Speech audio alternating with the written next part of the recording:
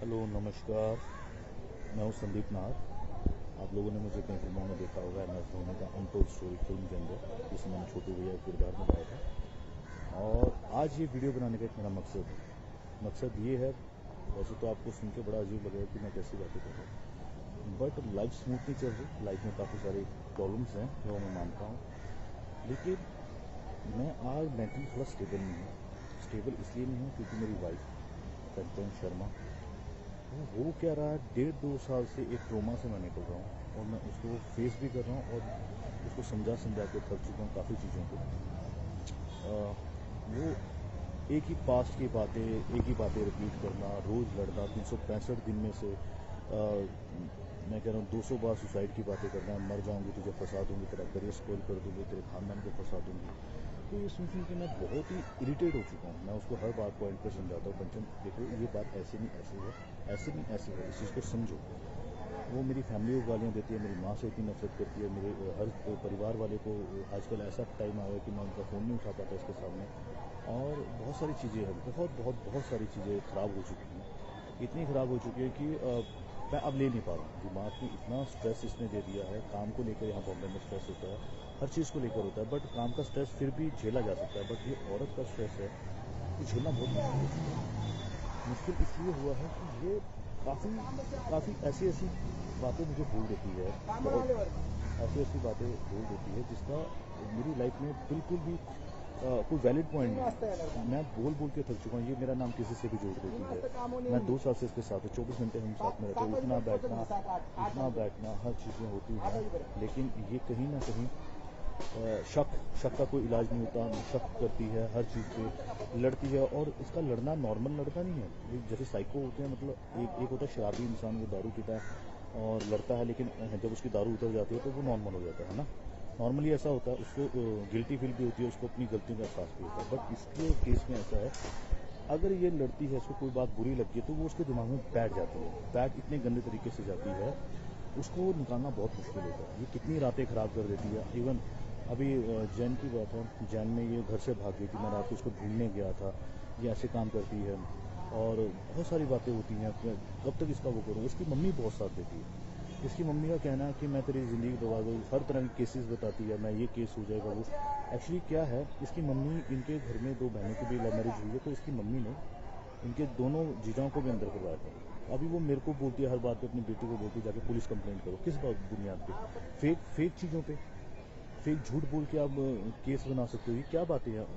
औरत को एटलीस्ट दर्जा दिया गया है किसी चीज़ों का, तो उसका मिसयूज़ क्यों करते हो? और ये सब बातें कहाँ से आती हैं? आप रिश्ते बनाने चाहते हो या बिगाड़ना चाहते हो? रिश्ता बनाने के लिए आपको ये सब बातें नहीं लानी चाहिए ज़िंदगी में। अगर रिश्ता आपको अच्छा रखना है, आप इसकी मम्मी ऐसी ऐसी बातें करती है। और ये कंचन कंचन भी यही बातें करती है। इवन इसका एक किस्सा हुआ था 2015-16 में। इसका जो एक्स था, जिसके साथ ये 6 साल रही है, मैं इसको किस तरह से इसके कल उस पर इसके ऊपर लांछन नहीं लगा रहा हूँ कि ऐसी थी वैसी। मैं पॉइंट बोल रहा हूँ कि इसने अपने एक्स को भी झूठे केसों में अंदर करवाया। 3-4 महीने वो बेचारा अंदर रह के आया, दिव्या ज्योति उसका नाम था। तो ये सेम पॉइंट मेरे साथ कर रही है। और इसी जिद की वजह से इसने मुझसे शादी की थी उस टाइम पे कि मैं ये कर दूंगी वो मैंने तरस करके इस पर शादी की। तरस इन द सेंस, चलो यार मुझे लगा ऐसा कोई नहीं है, कर लेता हूँ। आज नहीं, इसकी लाइफ ख़राब हो जाएगी। बोल रही थी मुझे मर जाऊंगी, पंखे में लटकने की आदत, सुसाइड की बातें करती है। तो उस पॉइंट पे मैंने कर ली। फिर ये मेरे घर आई, ये 2019 की बात मैं बोल रहा हूँ। और उस टाइम पे हमारी बात हुई थी कि यार कि शादी हम कर रहे हैं, बट घर में नहीं बताएंगे। अगर जमी तो चलाएंगे, नहीं जमी तो फिर अलग हो जाएंगे, है ना। किसी को इतना डिस्कस नहीं करते। फिर वो हमारी नहीं बनी आपस में। तो फिर मैं कोरोना की वजह से घर गया था। जब कोरोना की वजह से मैं घर गया था, तो उस टाइम पर इस लड़की ने मेरे घर पे आने की बात की। तो इसको उस टाइम मैरिज सर्टिफिकेट चाहिए था, तो मेरे घर वालों ने अच्छे से इसका वेलकम किया। घर पे आते ही ये वहाँ 5-6 बार क्लेश कर चुकी थी। घर आई 18 जून को आई थी, आई थिंक जून को आई थी, और इसमें 5 दिन बाद ही, चूँकि उस टाइम कोरोना काल था, तो गवर्नमेंट ने भी बोला था कि आपके घर में अगर कोई बाहर से आता है बॉम्बे से तो आपको इन्फॉर्म करना पड़ेगा। एसएचओ ने बोला था। तो हमने उस चीज़ को छुपाया था थोड़ा, भाई नहीं बताएंगे, नहीं तो फिर पूरी फैमिली अंदर हो जाएगी। इतनी एक छोटी सी बात थी, बट इसको वो बात समझ में नहीं आई। मेरी भाभी ने बोला मेरी कज़न सिस्टर है ना। तो इस बात पे भड़क गई। तेरी भाभी ने एक बोला कि मेरी कज़न। अरे भाई सिंपल सी बात है, कोरोना का टाइम है, और ये तुम्हारी हमारी आपस की बात है। लोगों को पता लगा तो बॉम्बे से है, वहाँ छोटे छोटे बच्चे सबको अंदर कर देंगे। उस टाइम तो वैसे भी हमारे जो सरकारी हॉस्पिटल थे वो कोरोना के चक्कर में उन्होंने कोविड का हॉस्पिटल बनाया हुआ था और सबको वहाँ पे क्वारंटीन कर रहे थे उस टाइम पर। तो उसके बाद कुछ और छोटी छोटी चीज़ें हुई, जैसे कि हमारे घर में किन्नर आए, किन्नर बधाई लेने आए, तब ये लड़ी। चूँकि हमने उनको भेज दिया था, भेजने का एक कारण था। कारण ये था कि अगर हम किन्नरों को बधाई दे देते तो हमारे रिश्तेदार नाराज हो जाते। उनको लगता कि इनके घर में बहू आई, इन्होंने हमें नहीं बताया। मैंने कंचन को, उस टाइम हमारी शादी की रिसेप्शन पार्टी फिक्स हो गई थी 30 जुलाई को, तो हमने बोला कि आप 30 जुलाई के बाद आना, हम आपका वही जो बनता है वो देंगे। वो दिया भी, बट उस बात पर भी इसने क्लेश किया। बहुत सारी चीज़ें हुई, छोटी छोटी बातों पर क्लेश। ये बोलती मुझे घुमाने नहीं लेके जाते। अबे भाई, कोरोना में बॉर्डर सील हुए गए, हिमाचल बॉर्डर सील है, पंजाब बॉर्डर सील है, कैसे लेके जा सकते हैं? ये बात इसको समझ में नहीं आ रही। ये बोलती जिनकी शादी होती है उनके पति उनको घुमाने लेकर जाते हैं। मैंने बोला भाई, जिनकी शादी होती है उनके पति बेशक उनको घुमाने लेकर जाते हैं, बट उस टाइम पे कोरोना नहीं था। अभी कोरोना, अभी थोड़ा सब्र कर लो, बाद में चल लेंगे। ये बात उसको समझ में नहीं आ रही। तो हम आगे शॉर्टकट में बॉम्बे, क्योंकि वहाँ पे बड़े सुसाइड वाली बातें कर रही थी। मेरे घर वाले भी डर गए थे, उनको लगा कहीं ये लड़की की वजह से फैमिली पे कोई आफत उफत ना है, चूँकि वो कोई हंसा। तो मैं इसको बॉम्बे ले आया था। बॉम्बे में आके भी इसका सेम वही ड्रामा। सर्टिफिकेट शादी का मिल गया, फिर भी इसको सेटिस्फेक्शन नहीं हो रही है, एक सिक्योरिटी नहीं मिल नहीं रही है, और हर जगह से मुझे टॉर्चर कर रही है। बस मैं एक बात बोलना चाहता हूँ इस वीडियो के माध्यम से, अगर मैं कोई गलत स्टेप उठाता हूँ लाइफ में क्या, मेरा आजकल मेंटल पीस थोड़ा सही नहीं रहा, क्योंकि मैं रोज़ झगड़े नहीं ले सकता। सुबह उठो झगड़ा सेम बात पे, उस पर 1000 बात पहले बात हो चुकी है, लड़ाई हो चुकी है, उस पर फिर अगेन सुबह उठो, दोपहर को झगड़ा, रात को झगड़ के सो।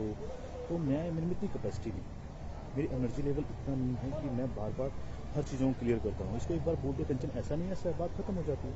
अभी कल रात की बात है, इसने इंस्टाग्राम पे सर्च किया। अब सर्च में कोई किसी का कोई चीज़ दिख जाती है तो उसमें मेरी क्या गलती है? किसी ने मुझे नहीं ब्लॉक किया तो भाई, जब ब्लॉक नहीं किया है तो उसमें मेरी गलती नहीं हो सकती। तुम मुझे बोलो तुम्हें वो पसंद नहीं है, तुम ब्लॉक कर दो, मैं ब्लॉक कर दूंगा। मैंने ऑन द स्पॉट बिना सोचे ब्लॉक किया है। और ये कोई छोटी छोटी बात है। हम स्कूल के बच्चों वाली, मैं इसको बोलता हूँ कंचन, स्कूल के बच्चे भी ऐसे नहीं लड़ते होंगे जैसे तुम मेरे साथ कर रही हो। तो ये कोई वैलिड प्रूफ नहीं, वैलिड बात नहीं है। आप वो बात बोलो।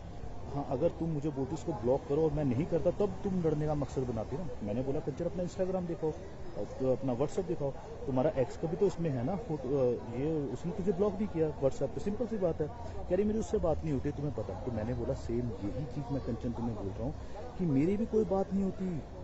हाँ, मेरे व्हाट्सएप पे तो ब्लॉक है, मेरी भी कोई बात नहीं होती। अगर मैं तुम्हारी चीज़ों को एग्री करता हूँ कि तुम्हारी कोई बात नहीं होती, तो भाई ये चीज़ तुम भी एग्री करो ना मेरे बोलने पे कि मेरी कोई बात नहीं होती। ये भी तो तुम्हें सोचना चाहिए ना। अगर पुराना कुछ गलत हुआ है तो भाई मैं भी तो वो बातें भी मैंने कही होगी, ये भी कह रहा हूँ, तो उसको तो समझ के चलना चाहिए ना। तो दोस्तों सिंपल सी बात है, अगर मैं कुछ करता हूँ तो ये कभी भी मेरे घर पे घर वालों को परेशान ना करे। मेरे जाने के बाद कुछ ऐसा अगर मैं स्टेप लेता हूँ, मेरी फैमिली, मेरे माँ बाप मेरी फैमिली से बहुत नफरत करती है। उनके ऊपर किसी तरह का कोई गलत केस वेस ऐसा कुछ न डाले, क्योंकि उनका हमसे कोई लेना देना नहीं। मैं बॉम्बे रहता हूँ। दूसरी बात, मेरा बुलेट है वो मैं अपने डैडी को देना चाहता हूँ। मेरे जाने के बाद उनको मिलना चाहिए, ये चेन मम्मी को, और ये अंगूठी मैं उसको देना चाहता हूँ। जो कुछ थोड़ा बहुत कैश वैश होगा वो कंचन ले जाए, कोई टेंशन नहीं। और मेरे जाने के बाद कंचन को कोई भी कुछ मत कहना, क्योंकि वो ठीक है बट उसका गुस्सा खराब है। बट मैं चाहता हूँ उसको अपनी गलतियाँ कभी रियलाइज़ नहीं होती। मैं चाहता हूँ एक बार लाइफ में उसको अपनी गलतियाँ रियलाइज़ हो, और उसको कोई कुछ मत करना, लेकिन उसका दिमाग का इलाज जरूर करवा देना। दोस्तों कोई भी अगर हो तो प्लीज़, अगर नेक्स्ट टाइम इससे मेरे जाने के बाद कोई इसे शादी करता है, कुछ भी करता है, तो एक बार इसका दिमाग का इलाज जरूर करवा लेना, क्योंकि ये नॉर्मल लड़कियों जैसी लड़की है ही नहीं। मैंने भी ज़िंदगी में बहुत लोग देखे हैं, बट ऐसा ट्रोमा, ऐसा टॉर्चर मैंने आज तक फेस नहीं किया। आज मेरा काम इफेक्ट करता है, सब चीज़ें इसको पता। कल मेरा शूट है, जैसे कि एग्जाम्पल दे रहा हूँ, 19 की बात है। इसने पूरी रात मेरे से इतनी लड़ाई की भाई, मैं बिना सोए शूट पे गया और वहाँ पे रेगुलर फ़ोन कर रही थी, और मेरी परफॉर्मेंस ख़राब हो रही है। अब मैं उनको क्या बोलूँ, मेरा घर में क्लेश चल रहा है, और फिर उसी घर में आना जहाँ से क्लेश शुरू हुआ था शूटिंग के बाद। तो मैं किस सिरदर्द से गुजरता हूँ आप जानते नहीं दोस्तों। हमेशा सेम ही चीज़ें होती हैं, रोज़ एक टॉपिक पर लड़ाई, फिर उसी घर में जाना। ऐसे घरों से, दीवारों से घर नहीं बनते, घर उनसे बनते हैं जिनके साथ हम रहते हैं। रहते किसके साथ है वो इम्पोर्टेंट है। अब ये मैं कितना टॉर्चर लूँ, अब मेरे को घर जाते भी डर लगता है किस बात पे लड़ाई हो जाए, मुझे पता नहीं। ये हमेशा चिल्लम चिल्ली करती है, सॉफ्टली बात नहीं करती, बहुत हाई पिच पे बात करती है। और मैं सॉफ्टली बात करने वाला इंसान हूं। मैं चाहता हूँ कि तुम भी सॉफ्टली बात करो, क्योंकि किसी बात का रिजल्ट तब निकल सकता है जब हम प्यार मोहब्बत से बात करें। लड़ाई का कोई सोल्यूशन नहीं होता। बस यार यही बात बोलनी थी, बहुत ज़्यादा टाइम ले लिया, I am really sorry, but please यार मेरे को गलत मत समझना किसी भी तरह से। अगर मैं कोई गलत स्टेप उठाता हूँ, कोई इंसान गलत स्टेप उठाना नहीं चाहता। और मेरे जाने के बाद रिक्वेस्ट है, ये मेरी फैमिली पे एक भी अनशन या कोई भी लांछन वगैरह मत लगाए, कुछ भी मेरे हरासमेंट ना करे। ये इनका कोई लेना देना नहीं है मेरे फैमिली का हमसे, और ये किसी तरह का कोई रिएक्ट नहीं करे। Thank you so much.